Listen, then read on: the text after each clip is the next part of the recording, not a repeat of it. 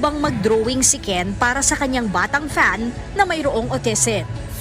Agad-agad namang kinuha ni Ken ang papel at nag-drawing, kahit na nasa gitna siya ng performance. Sa isang punto nga, tumigil pa siya sa pagguhit para kumanta saglit.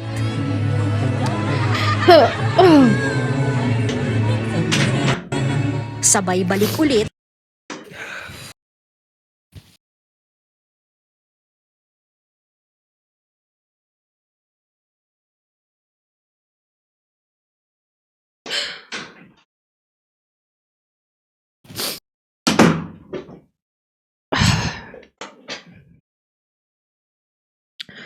Well, that just caught me off guard. Sorry, I had to go get a tissue. Oh my god. This hits